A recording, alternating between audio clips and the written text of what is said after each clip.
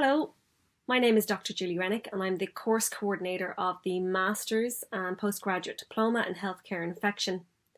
My colleague, Professor Stephen Smith, is the course director. This course is run by the discipline of Clinical Microbiology in the School of Medicine in Trinity College Dublin. The course has been running since 2012, and in that time we've had about 100 students come through the course. The course has been developed with the recognition of the need for a multidisciplinary approach to modern healthcare infection control.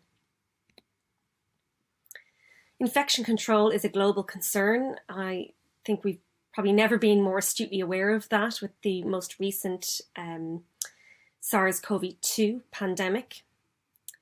There have been many other outbreaks throughout history, example being Zika and Ebola viruses there as well. The CDC, or the Centre of Disease Control, have released a list of antibiotic-resistant threats classed as urgent, serious or concerning. Also, the World Health Organization have published a list of bacteria for which new antibiotics are urgently needed. The publication of both these lists highlights the urgency around the antimicrobial resistance and infection outbreaks. Antimicrobial resistance costs about 1.5 billion annually in the EU, and it is estimated that by 2050 the deaths caused by antimicrobial resistant infections will surpass that of all cancers collectively. Over 2 million illnesses and 23,000 deaths are caused by antibiotic resistance in the US annually. The Masters and Postgraduate Diploma in Healthcare Infection is taught over 5 modules, 4 modules for the Postgraduate Diploma and 5 modules for the Masters. Module 1 to 4 are taught modules, and Module 5 is a research module. Module 1 is the basic and molecular microbiology. Module 2 is antimicrobial therapy and resistance. Module 3 is the epidemiology and infection control module. And Module 4 is multidisciplinary management of infection.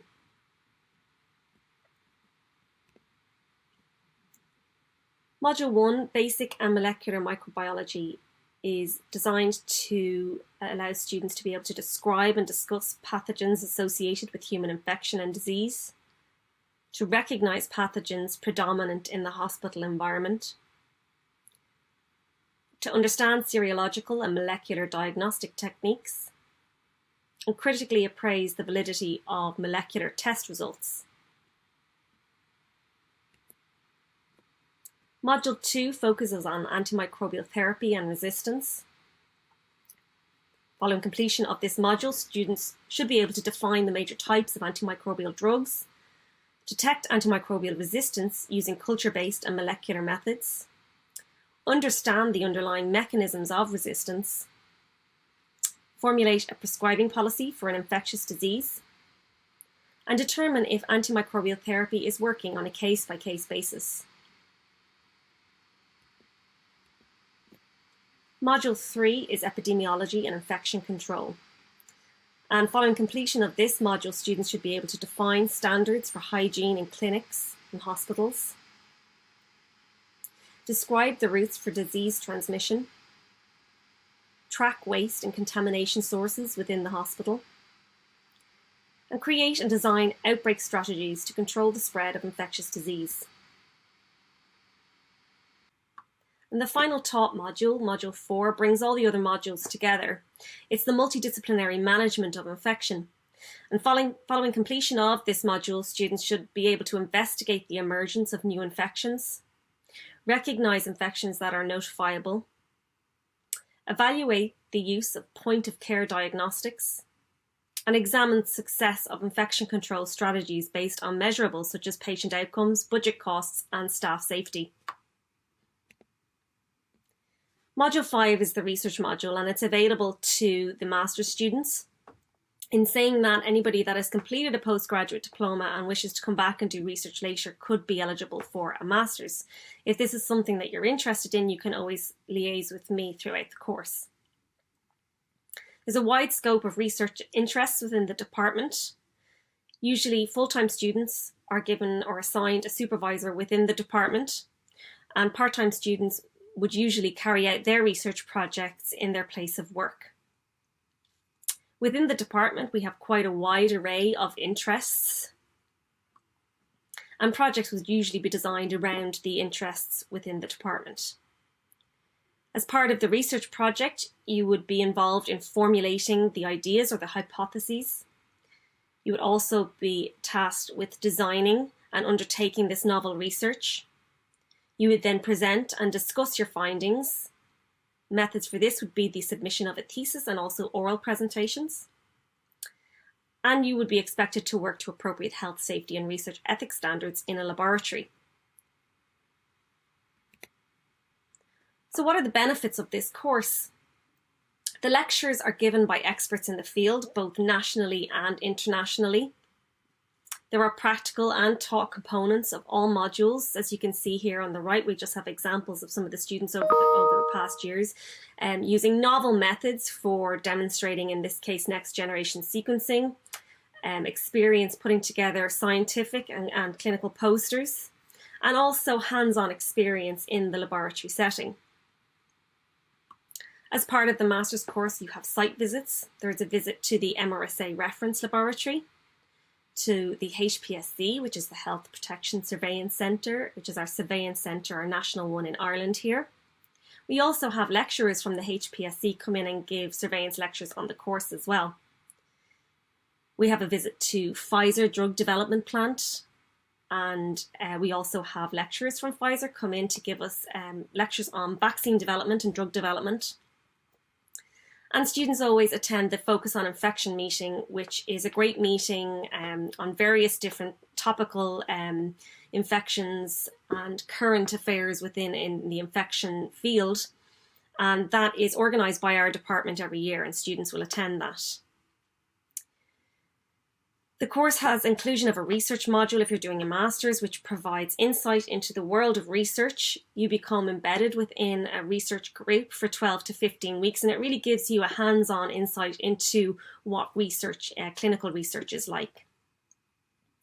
The assessment is continual and comprises various different types of assessments, such as the written assessments, MCQs or multiple choice questionnaires, vivas, presentations, essays, and workbooks, just to name a few.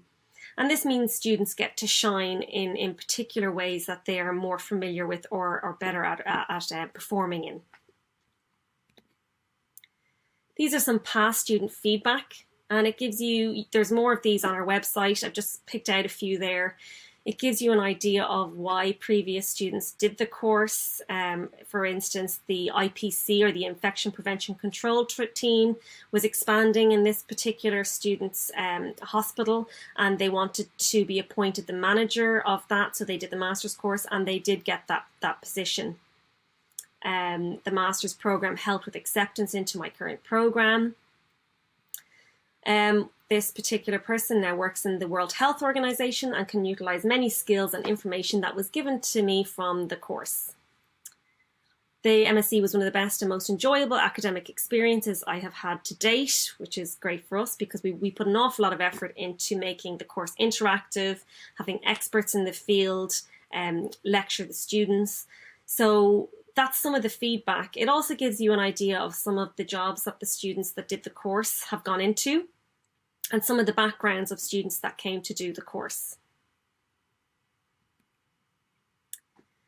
So applications will normally be received from those who hold one of the following qualifications: a medical degree, an honours degree in biomedical sciences, nursing, pharmacy or microbiology, an honours degree in another relevant science subject. Applications may also be received from individuals with a minimum 3 years of relevant healthcare experience and suitable qualifications. We have had students come to us to do the course from various different backgrounds, from clinical backgrounds, dentistry, pharmacy, nursing, biomedical science, genetics. We've had quite a wide array of students come to do the course for various different reasons. So it's quite a diverse group of students that do the course every year. Of note, if you have an undergraduate degree, honours degree in any of these sciences, you'd have to achieve a 2-1 grade or equivalent to be considered for admission to this MSc.